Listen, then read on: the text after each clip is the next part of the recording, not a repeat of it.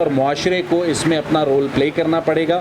Government کو وہ information دینی پڑے گی جو لوگ اس واقعات میں ملوث ہیں. پولیس کو واضح ہدایات جاری کی ہیں کہ قومی شاہراہ پر سیکیورٹی کے مؤثر اور پائیدار انتظامات یقینی بنائے جائیں اور 7 روز کے اندر مصدقہ جو فگرز ہیں وہ سامنے نہیں رکھ سکتا، لیکن بظاہر سیکیورٹی فورسز کو ٹارگٹ کیا گیا ہے اور اس قسم کی تھریٹس ہمیں موجود تھیں. خاص کر چمن ان علاقوں میں شامل ہیں. جو 23واں جو اجلاس ہوا اس کے فیصلوں کے حوالے سے آگاہ کرنے کے لیے تکلیف دی ہے. یہ اجلاس 2 روز تک جاری رہا جس میں امن و امان، معاشی استحکام، زرعی اصلاحات، ادارہ جاتی بہتری اور عوامی فلاح سے متعلق جو امور ہیں اس پر تفصیلی طور پر اس 23ویں اجلاس میں غور کیا گیا. لیکن اجلاس کے ابتدا میں ہی 31 جنوری کو بلوچستان میں جو پیش آنے والے دہشت گردی کے افسوسناک واقعات تھے ان کی شدید الفاظ میں مذمت کی گئی اور شہداء کے جو درجات کی بلندی کے لیے دعا کی گئی اور شہداء کا جو رول تھا اسے خراج عقیدت پیش کیا گیا. اس کے ساتھ ساتھ کابینہ نے اس امر کا بھی اعادہ کیا کہ دہشت گردی کا جو ناسور ہے اس سے خاتمے کے لیے حکومت، سیکیورٹی فورسز متحد اور پرعزم ہیں اور حالیہ واقعات کے بعد جو فوری اور مؤثر اور بروقت رد عمل پر سیکیورٹی فورسز کو خراج تحسین پیش کیا گیا. اس کے ساتھ ساتھ زرعی شعبے میں انقلابی بہتری کے لیے کابینہ نے water conservation and productivity enhancement in Balochistan through climate smart agriculture منصوبے کی منظوری دی ہے جو کورین ایگزم بینک کے قرض کے تحت شروع کیا جائے گا.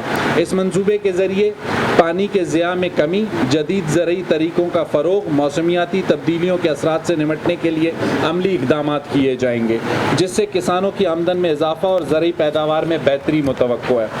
اس کے علاوہ کابینہ نے بلوچستان لینڈ لیز پالیسی 2026 کی منظوری دی ہے. سرمایہ کاری کے لیے نئے دروازے کھولے ہیں تاکہ اس پالیسی کے تحت زمینوں کے شفاف، منصفانہ اور مؤثر استعمال کو یقینی بنایا جا سکے تاکہ صنعتی و تجارتی سرگرمیوں کو فروغ ملے اور روزگار کے مزید مواقع پیدا ہوں. اس کے ساتھ ساتھ غذائی تحفظ کے پیش نظر کابینہ نے انٹرم نیشنل ویٹ پالیسی 2025-26 برائے اسٹریٹجک ریزرو کی منظوری دی. اس فیصلے کے تحت محکمہ خوراک بلوچستان 0.50 ملین میٹرک ٹن گندم خریدے گا تاکہ صوبے میں گندم کی دستیابی یقینی رہے اور کسی بھی ممکنہ ہنگامی صورتحال سے بروقت نمٹا جا سکے. اس کے ساتھ ساتھ وزیر اعلیٰ بلوچستان سرفراز بگٹی نے سرکاری گندم سے متعلق بے ضابطگیوں کی جو اطلاعات ہیں ان کا سختی سے نوٹس لیا ہے اور ایک پارلیمانی سب کمیٹی قائم کی ہے جو تمام تر صورتحال کا جائزہ لے کر اپنی رپورٹ وزیر اعلیٰ کو پیش کرے گی. وزیر اعلیٰ نے واضح کیا کہ اگر ان معاملات میں کوئی بھی بے ضابطگی پائی گئی تو جو ملوث عناصر ہیں انہیں معاف نہیں کیا جائے گا. کابینہ نے سرکاری گوداموں میں موجود پرانی گندم کی فروخت کے لیے قیمت کا تعین کرنے کے لیے چیئرمین CMIT کی سربراہی میں کمیٹی قائم کی ہے جو مارکیٹ ریٹ اور گندم کی کنڈیشن کے مطابق قیمت کا تعین کر کے اپنی سفارشات مرتب کرے گی. اس کے علاوہ وزیر اعلیٰ بلوچستان نے ماضی میں محکمہ خوراک میں بدعنوانی کے الزامات میں ملوث اہلکاروں کی گرفتاری اور ان کی ملازمت سے فوری برطرفی کے احکامات بھی جاری کیے ہیں.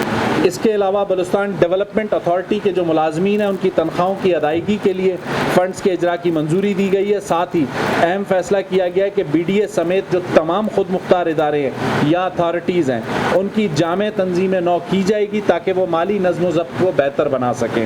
اس کے علاوہ صوبائی خزانے پر بوجھ کم ہوگا اور بتدریج یہ ادارے خود کفیل ہو سکیں گے.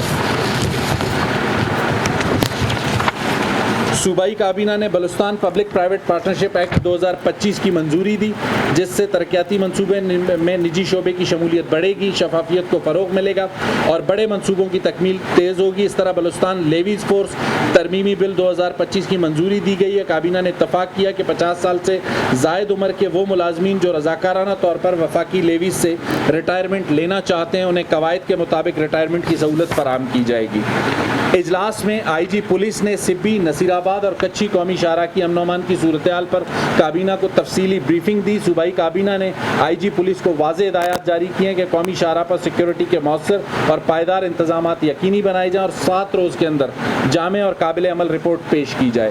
حکومت بلوچستان اس عزم کا اعادہ کرتی ہے کہ صوبے میں قیام امن، معاشی استحکام، زرعی ترقی، غذائی تحفظ اور ادارہ جاتی اصلاحات کے لیے جو سنجیدہ، ٹھوس اور نتیجہ خیز اقدامات جاری رہیں گے. ہم عوام کو یقین دلاتے ہیں کہ ہر فیصلہ صوبے کے مفاد اور عوامی بہبود کو مد نظر رکھ کر کیا جا رہا ہے. جی سب سے پہلے آپ نے لا اینڈ آرڈر کی بات کی. چمن کا افسوسناک واقعہ ہے اور ابھی اس وقت اطلاعات مل رہی ہیں. میں اس وقت مصدقہ جو فگرز ہیں وہ سامنے نہیں رکھ سکتا, لیکن بظاہر سیکیورٹی فورسز کو ٹارگٹ کیا گیا ہے اور اس قسم کی تھریٹس ہمیں موجود تھیں. خاص کر چمن ان علاقوں میں شامل ہے جہاں پر کوئی سچویشن فتنۃ الخوارج کی جانب سے اسٹیبلش کی جا سکتی اور اس پر مزید میں اس لیے رائزنی نہیں کروں گا کیونکہ انیشل اسٹیج ہے. تھوڑی دیر بعد جو بھی اس کی کلیئرٹی آتی ہے وہ آپ کو بتائیں گے. دوسرا آپ کا سوال ہے ڈسٹرکٹ کی فارمیشن کا. ضرور آپ نے نمبرز رکھے لیکن ساتھ میں آپ یہ بھول گئے کہ اگر بیکڑ کو کہ ایک شخص کو اپنے ڈسٹرکٹ ہیڈ کوارٹر جانا ہے تو اسے 18 گھنٹے ٹریول کرنا پڑتا ہے. تو ایک عام آدمی کو آپ نے 18 گھنٹے ٹریول کروا کے ڈی سی سے ایک دستخط کروانی ہے. اگر کچھ مزید علاقے ملا کر وہاں پر ایک بہتر ڈسٹرکٹ کی فارمیشن ہو سکتی ہے, حکومت اس پہ بہت واضح ہے, اس لیے نہیں ہے. بلوچستان میں جہاں جہاں ضرورت ہوگی وہاں پر نئے اضلاع بھی بنیں گے, ڈویژنز بھی بنیں گے. اس کا فائدہ عام آدمی کو ہوتا ہے. ملک آپ کا پوائنٹ بالکل ہے. بنکر لازمی سی بات ہے. ریڈ زون کے حالیہ حملے کے بعد بنکر اس طریقے سے سی ایم ہاؤس کے لیے نہیں بن رہے, ریڈ زون کی سیکیورٹی کو مزید اسٹرینتھن کرنے کے لیے جو ہے نا بنائے جا رہے. تربت میں گزشتہ روز ایک واقعے کی اطلاعات آ رہی ہیں بولیدہ کی. کسی گھر کو اٹیک کیا گیا. میں اگین اس پر اس وقت کمنٹ اس لیے نہیں کروں گا کہ اس کی ڈیٹیلز ابھی تک ہمیں مل رہی ہیں, لیکن ایک بات بہت واضح ہے. دہشت گردی کے واقعات میں ایک چیز ذہن میں رکھیے گا سلام صاحب, بلا تفریق دہشت گرد چاہے خواتین ہوں, بچے ہوں یا معصوم شہری ہوں, انہیں نشانہ بنا رہے ہیں. اس لیے چیف منسٹر بلوچستان پہلے دن سے یہ بات کرتے ہیں اس کی مذمت کرنا صرف حکومت کی نہیں, تمام لوگوں کی ذمہ داری ہے اور معاشرے کو اس میں اپنا رول پلے کرنا پڑے گا.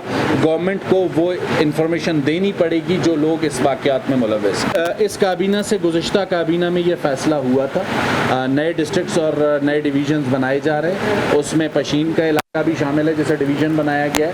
اس کے علاوہ مستونگ کو کوئٹہ ڈویژن میں شامل کیا جا رہا ہے. اس کے علاوہ خضدار میں جہاں ضرورت ہوگی, بیلا میں جہاں ضرورت ہوگی, وہاں بھی آنے والے دنوں میں حکومت جو ہے نئے ڈویژنز اور نئے ضلع بنائے. آصف آپ نے کہا بیشتر خراب ہیں, کام نہیں کر رہے, لیکن ساتھ میں آپ یہ بھی بتاتے کہ آپ کے جتنے احتجاج میں کیمرے توڑے جاتے ہیں آپ ان کو بھی خراب میں ڈالتے ہیں, یا جو دہشت گرد حملوں میں کیمرے توڑے جاتے ہیں آپ ان کو بھی خراب میں شامل کرتے ہیں.